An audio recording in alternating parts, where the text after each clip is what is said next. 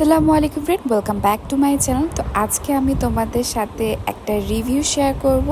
সেটা হচ্ছে পুরনো একটা সোপ বার নিয়ে। সেটা তোমরা দেখতেই পাচ্ছ, সেটা হচ্ছে এই কস্কো বার নিয়ে।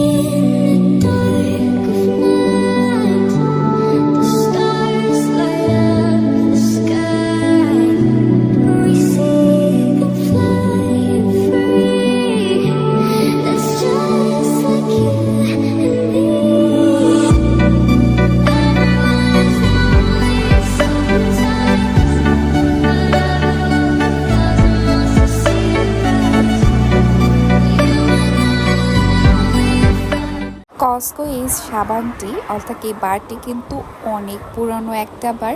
আমাদের মা, বাবা, নানি, দাদিরা এই সোপটা অনেক বেশি ইউজ করতো। আগেকার নববধূদের প্রসাধনী হিসেবে কিন্তু এই সোপ বারটা দেয়া হতো। এটা ছিল বাংলাদেশের প্রথম একটা ট্রান্সপ্ল্যান্ট সোপ বার। বর্তমানে প্রতিযোগিতার বাজারে এই সোপ বারটি খুঁজে পাওয়া আসলে অনেক কষ্টসাধ্য ব্যাপার। এবার চলে আসা যাক আমার পার্সোনাল ওপিনিয়নে। আমার এর প্যাকেজিংটা কিন্তু খুবই ভালো লেগেছে। এই সোপটি মূলত গ্লিসারিন দিয়ে তৈরি, আর এটার ফ্রেগ্রেন্সটাও কিন্তু বেশ ভালো।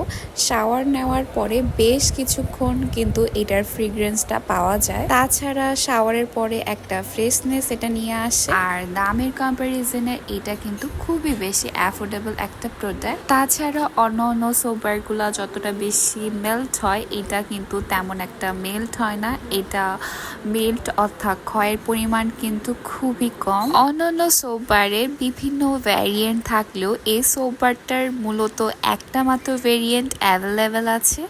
এছাড়া আর কোনো ভ্যারিয়েন্ট ওরা করেনি। এটার জন্য আজ পর্যন্ত অন্যান্য সোপবার টিকে থাকলেও এটা কিন্তু এখন বিলুপ্ত প্রায় পথে। এটার মতো দেখতে আরেকটা সোপ রয়েছে, সেটা হচ্ছে পিয়ার্স। ওটা বর্তমান বাজারে টিকে থাকলেও এটি এখন বিলুপ্ত প্রায় পথে। আমাদের সকলের উচিত এই সোপটা আবার পুনরায় ব্যবহার করা। কাস্টমারের চাহিদা থাকলে তারা পুনরায় এই সোপটি আবার তৈরি করবে বলে আমি আশাবাদী।